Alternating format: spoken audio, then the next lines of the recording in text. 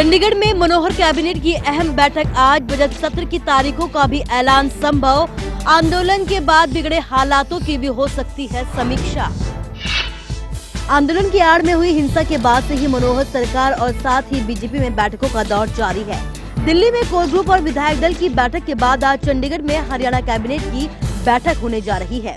CM Manohar Lal की अध्यक्षता में होने वाली इस बैठक में प्रदेश के ताजा हालातों की समीक्षा की जाएगी। हिंसक आंदोलन की न्यायिक जांच की मांग पर भी बैठक में चर्चा हो सकती है। इसके साथ ही कैबिनेट की बैठक में विधानसभा का बजट सत्र बुलाने का ऐलान लगभग तय माना जा रहा है। बताया जा रहा है कि मार्च के दूसरे या तीसरे हफ्ते में बजट सत्र शुरू हो सकता है। कैबिनेट की पिछली बैठकों के बाद सरकार में तकरार की कई खबरें सामने आई थी। यहाँ तक कि अनिल विज ने अपने इस्तीफे तक की पेशकश भी कर दी थी।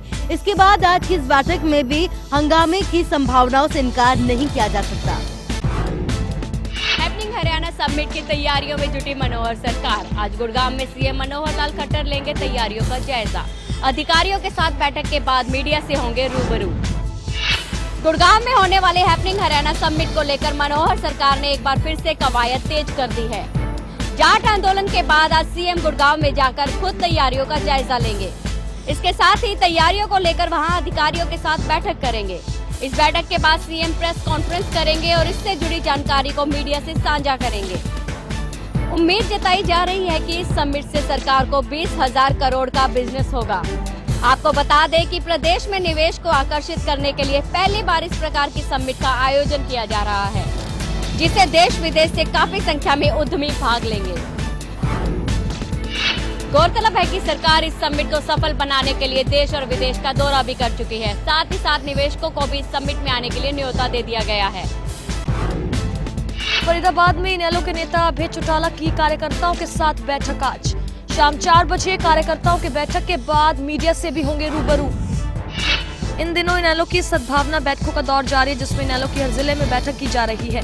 इसी कड़ी में आज फरीदाबाद में इनेलो की बैठक होगी। इस बैठक में इनेलो नेता अभय चौटाला कार्यकर्ताओं के साथ रूबरू होंगे। ये बैठक शाम 4 बजे की जाएगी। इसके साथ ही इस दौरान अभय चौटाला मीडिया से भी मुखातिब होंगे। कल हुई बैठकों में उन्होंने लोगों से अपील की थी कि सभी प्रदेश में भाईचारा बनकर रहे। गौरतलब है कि कल भी अभय चौटाला ने करनाल और कुरुक्षेत्र में कार्यकर्ताओं की बैठक ली थी। अराजक हुए आंदोलन के बाद सभी जिलों में बहाल हुई इंटरनेट सेवाएं। अराजक हुए आंदोलन के चलते लगाई गई थी पाबंदी। हरियाणा में अराजक हुए जाट आंदोलन की वजह से बंद की गई इंटरनेट और एसएमएस सेवाएं बहाल कर दी गई हैं। प्रदेश के लगभग सभी जिलों में इन सेवाओं को एक बार फिर से शुरू कर दिया गया है। इस दौरान करीब 43 लाख से ज्यादा उपभोक्ताओं को 26 करोड़ का नुकसान हुआ। जो डाटा लिया गया था वो प्रयोग नहीं किया गया और उसकी वैलिडिटी भी खत्म हो गई। हरियाणा तकनीकी संस्था ने सरकार से मांग की है कि वो इस हार जाने की भरपाई को लेकर कंपनियों को आदेश दे। बता दें कि जाट आरक्षण की मांग को लेकर समुदाय के लोगों ने 14 फरवरी को प्रदेश में बड़े स्तर पर आंदोलन की शुरुआत की थी। पहले हालात सामान्य रहे, लेकिन धीरे धीरे हालात बिगड़ने लगे और इसमें सोशल नेटवर्किंग साइट्स की बड़ी भूमिका रही। यही वजह है कि 18 फरवरी को आंदोलन प्रभावित 7 जिलों में इंटरनेट सेवाएं बंद कर दी गई थी। इंटरनेट सेवाएं बहाल होने के बाद लोगों ने राहत की सांस ली है। हालांकि इन सेवाओं के बहाल होने से एक बार फिर माहौल खराब होने की आशंकाओं से इनकार नहीं किया जा सकता। प्रदेश में आपसी भाईचारा कायम करने के लिए हरियाणा सरकार शुरू करेगी सद्भावना अभियान। प्रदेश भर में आयोजित किए जाएंगे कार्यक्रम। मंत्री से लेके अधिकारी तक सब करेंगे रक्तदान। जाट आंदोलन से बिगड़े हालात के बाद अब सूबे की मनोहर सरकार प्रदेश भर में सद्भावना कार्यक्रम आयोजित करने जा रही है। मंगलवार को मुख्यमंत्री की कई मंत्रियों के साथ हुई बैठक में ये फैसला लिया गया। इसके तहत हिंसा प्रभावित जिलों में कई तरह के कार्यक्रम आयोजित किए जाएंगे।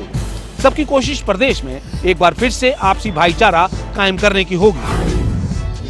आपसी विश्वास की जो कमी आई है, उसमें सरकार ने प्रशासन और समाज के विभिन्न संगठन वर्ग,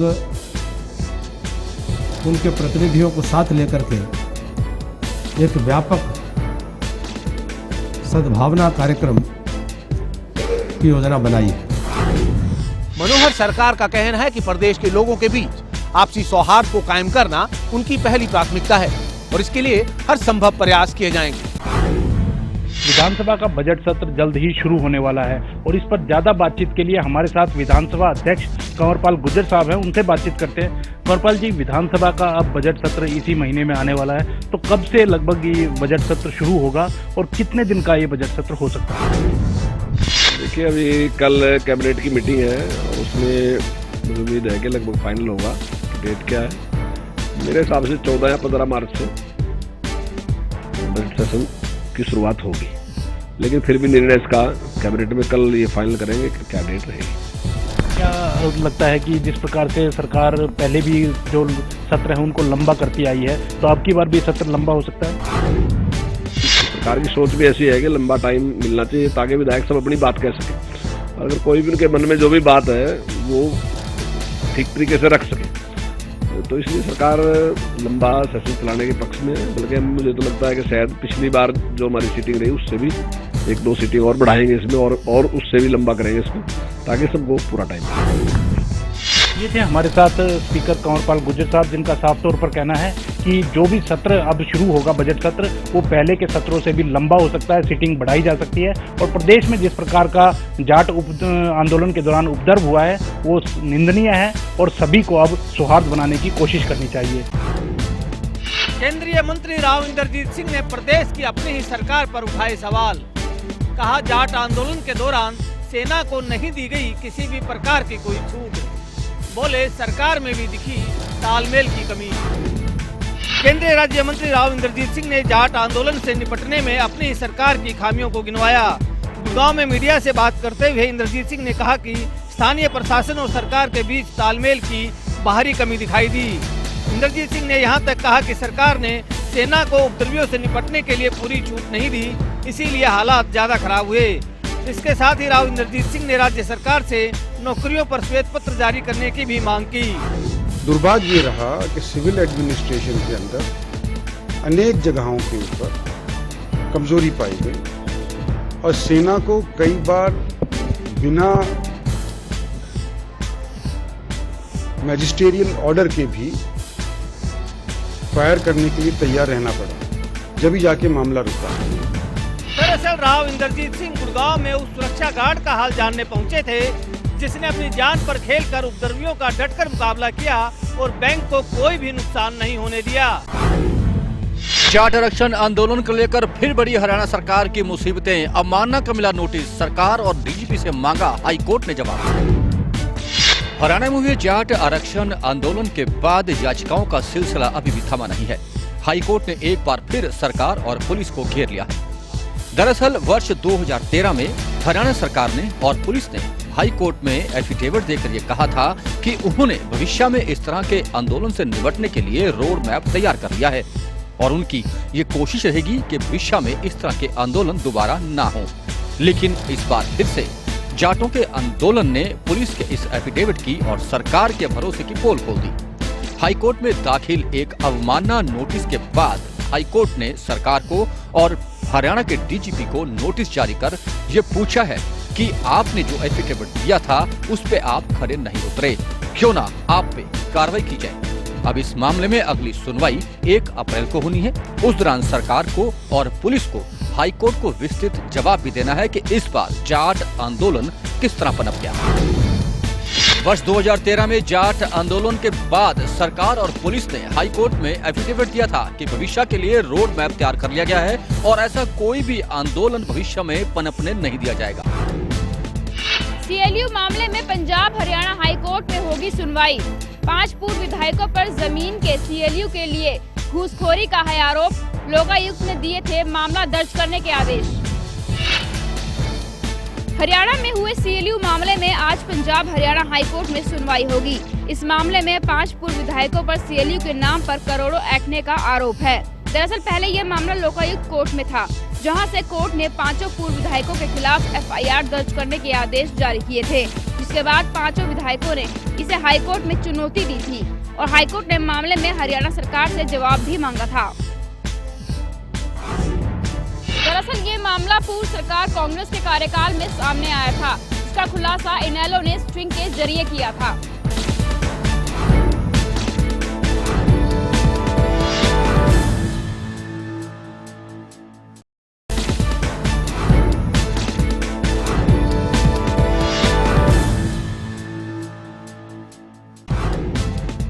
SYL को लेकर बैकफुट पर है पंजाब। सुप्रीम कोर्ट ने केंद्र सरकार से कहा, पंजाब ने समझौते का नहीं किया पालन। बादल बोले, पंजाब लेकर रहेगा अपना हक। नदी जल बंटवारे को लेकर सतलुज यमुना लिंक नहर मामले में पंजाब सरकार बैकफुट पर नजर आ रही है। दरअसल सोमवार को सुप्रीम कोर्ट में मामले की सुनवाई के दौरान केंद्र सरकार ने कोर्ट में कहा कि पंजाब ने समझौते का पालन नहीं किया।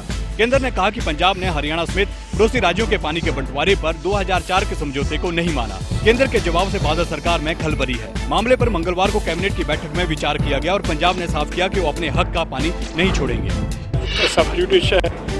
सबडिविजन देखो बहुत ही ज्यादा नहीं कर सकते, लेकिन पंजाब कदे भी ये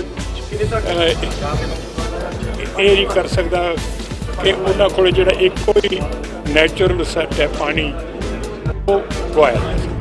उधर इस मामले पर हरियाणा सरकार ने भी प्रतिक्रिया दी है। हरियाणा के सिंचाई मंत्री ओम प्रकाश धनखड़ ने कहा कि हरियाणा के हक के लिए उनकी सरकार मजबूती से कानूनी लड़ाई लड़ रही है। कोर्ट में लड़ेंगे, हरियाणा के हक का पानी लेंगे। पानी हरियाणा के लोगों का हक है, हरियाणा को पानी मिलना चाहिए और हांसी उठाना भी और SYL भी दोनों पानी जो है बड़े मन से सौहार्द से ही दे तो बहुत अच्छी बात है। तो न्यायालय में केस है ही और न्यायालय के माध्यम से हमको न्याय मिलेगा, ऐसा पूरा भरोसा है। गौरतलब है कि Punjab termination agreement of act 2004 का ये मामला सुप्रीम कोर्ट में विचाराधीन है। ये पूरा विवाद ब्यास, रावी और सतलुज नदी के पानी के बंटवारे को लेकर है। हिसार कोर्ट में रामपाल की पेशी आज। मुकदमा नंबर 429 और 430 के मामले में होगी सुनवाई। आश्रम में हुई हत्या के मामले में की जाएगी सुनवाई। हिसार कोर्ट में आज रामपाल की पेशी होनी है। ये पेशी मुकदमा नंबर 429 और 430 को लेकर होगी। सतलोक आश्रम में हुई हत्याओं के मामले में ये दोनों धाराएं लगाई गई हैं। रामपाल की पेशी को लेकर प्रशासन भी सतर्क बना हुआ है और पेशी के दौरान कड़ी सुरक्षा व्यवस्था की बात कही गई है ताकि किसी तरह की कोई अप्रिय घटना ना घटे। इससे पहले 1 फरवरी को हुई सुनवाई टल गई। सेशन जज के अवकाश पर होने के कारण सुनवाई को टाला गया था। रामपाल पर हिंसा के अलावा कई अन्य मामले भी दर्ज हैं और अलग अलग समय पर अलग अलग मामलों में रामपाल की सुनवाई की जाती है। सोनीपत में आग का तांडव, धागा फैक्ट्रियों में लगी आग। कई फैक्ट्रियों में आग लगने से लाखों का सामान जलकर राख। सोनीपत में मंगलवार देर रात आग का तांडव देखने को मिला, जब कुंडली से सटे इंडस्ट्रियल एरिया में धागा बनाने वाली फैक्ट्री में करीब 1 बजे अचानक आग लग गई। आग इतनी भयानक थी कि उसने दूसरी फैक्ट्री को भी अपने चपेट में ले लिया, जिसकी सूचना मौके पर ही फायर ब्रिगेड को दी गई। सूचना मिलते ही करीब 1 दर्जन से ज्यादा दमकल की गाड़ियों ने घंटों मशक्कत के बाद आग पर काबू पाया। India Ballon private limited industry HSIDC कुंडली में लगभग 1:15 बजे के आसपास हमारे को इन्फॉर्मेशन मिली और हमारी गाड़ियों ने यहाँ पहुंचकर आग बुझाने का प्रयास किया। आग ज़्यादा होने के कारण हमने 2 गाड़ियाँ दिल्ली से और 12 गाड़ियाँ हमारी हरियाणा फायर सर्विस से। गनीमत रही ये कि जिस वक्त ये हादसा हुआ उस वक्त फैक्ट्री में कोई मौजूद नहीं था, इससे कोई जानी नुकसान नहीं हुआ। फरीदाबाद की एक युवती से हुई राजस्थान में घिनौनी हरकत। पड़ोस के ही एक युवक ने अश्लील MMS का डर दिखाकर राजस्थान ले जाकर किया कई दिनों तक दुष्कर्म। फरीदाबाद की एक युवती के साथ राजस्थान में घिनौनी हरकत किए जाने का मामला सामने आया है। लड़की के मुताबिक जब वो फरीदाबाद से राजस्थान पढ़ने जा रही थी तो उसके साथ ही पड़ोस में रहने वाले युवक ने उसे अश्लील MMS का डर दिखाकर पहले फोन करके बस से उतारा और जबरन अपनी बाइक पर बिठाकर राजस्थान ले गया और वहां उसके साथ कई दिनों तक घिनौनी हरकत की। लड़की ने फरीदाबाद के महिला थाने में युवक के खिलाफ शिकायत दर्ज करवाई है। पीड़िता के बयान के आधार पर पुलिस ने शख्स के खिलाफ मामला दर्ज कर लिया है। ये लड़की जा रही थी फरीदाबाद से राजस्थान जा रही थी बस में, और लड़के का फ़ोन आया, इसका कोई इसी कॉलोनी का या जहाँ लड़की रहती है। फ़ोन से संपर्क हुआ कि मेरे पास तुम्हारी क्लिप है और मैं सोशल मीडिया पर वायरल कर दूंगा। तो ये लड़की उतर गई है सैनिक कॉलोनी के मोड़ पे, उसको बाइक पे बैठा के ले गया। गुड़गांव हमारे सब झाड़ूड़ा होता हुआ है राजस्थान ले गए इसको। और वहाँ जाके इसको देखी। पुलिस ने FIR दर्ज कर ली है, लड़की का मेडिकल करवा दिया है, कोर्ट में मजिस्ट्रेट के सामने भी उसके बयान करवा दिए। तो आरोपी की तलाश जारी है। पीड़ित छात्रा के मुताबिक शिकायत दर्ज करवाने के बाद भी एक शख्स खुद को CID इंस्पेक्टर बताकर छात्रा और उसके परिवार को जान से मारने की धमकी दे रहा है। चंडीगढ़ में फिर दिखा तेज रफ्तारी का कहर। कार चालक ने बाइक सवार को मारी टक्कर और युवक हुआ घायल। चंडीगढ़ में सड़क हादसे रुकने का नाम नहीं ले रहे हैं। मामला सेक्टर 19-27 की लाइट पॉइंट का है, जहां पर कार चालक ने बाइक सवार को टक्कर मार दी, जिसमें बाइक सवार गंभीर रूप से घायल हो गया। घायल को इलाज के लिए सेक्टर 16 सरकारी अस्पताल में पहुंचाया गया, जहां पर उसका इलाज जारी है। वहीं आरोपी मौके से कार छोड़कर फरार हो गया। 19-27 लाइटों का एक्सीडेंट हुआ। अभी मामले की जांच चल रही है। स्टेटमेंट ले जाकर जो होगा मोटरसाइकिल और गाड़ी के बीच में। फिलहाल पुलिस ने कार चालक के खिलाफ मामला दर्ज कर जांच शुरू कर दी है। चंडीगढ़ से CM ने किया हिसार के राखीगढ़ी में बनने वाले म्यूजियम का शिलान्यास। कहा, इस म्यूजियम से हरियाणा को मिलेगी नई पहचान। भारत के सबसे बड़े हड़प्पा स्थल राखीगढ़ी में साइट म्यूजियम और इंटरप्रिटेशन सेंटर का काम अब शुरू हो गया है। मुख्यमंत्री मनोहर लाल ने मंगलवार को चंडीगढ़ से इस म्यूजियम का शिलान्यास किया। इस साइट म्यूजियम इंटरप्रिटेशन सेंटर में संग्रहालय के अलावा रेस्ट हाउस, हॉस्टल और कैफे भी होगा। इस मौके पर मुख्यमंत्री ने पंचकुला में भी एक संग्रहालय स्थापित करने का ऐलान किया। प्रदेश की जो ऐतिहासिक धरोहर है, पुरातात्विक धरोहर है, उसको आगे बढ़ाने का जो क्रम है, उसके लिए बहुत ही एक महत्वपूर्ण दिन है। राखीगढ़ी एक ऐसा क्षेत्र है जो हमारी प्राचीन सभ्यता को हमको दर्शाता है कि किस स्तर की हमारी सभ्यता रही। गौरतलब है कि हिसार के राखीगढ़ी में खुदाई के दौरान हड़प्पा सभ्यता के सबसे बड़े शहर के अवशेष मिले हैं। यही वजह है कि सरकार राखीगढ़ी को ऐतिहासिक स्थल के तौर पर उभारना चाहती है। हिसार में पुलिस थाने से महज थोड़ी दूरी पर एक शख्स से 90,000 की लूट, विरोध करने पर मारी गोली। हिसार में अपराधियों के हौसले इस कदर बढ़ चुके हैं कि पुलिस चौकी से महज 10-12 कदमों की दूरी पर एक लूट की वारदात को अंजाम दे दिया जाता है। लुटेरा सरेआम ईश्वर नैन नाम के एक व्यक्ति को गोली मारता है और 2 लाख रुपयों से भरा बैग छीन कर ले जाता है। लेकिन लुटेरे को देखकर वहां मौजूद लोग उसका पीछा करते हैं, तो आरोपी के हाथ में मौजूद बैग से 1,10,000 रुपए गिर जाते हैं। हालांकि वह 90,000 रुपए लूट कर भागने में कामयाब होता है। ये वारदात पुलिस थाने से चंद कदमों की दूरी पर हुई। ऐसे में हिसार पुलिस पर सवाल उठना लाजमी है।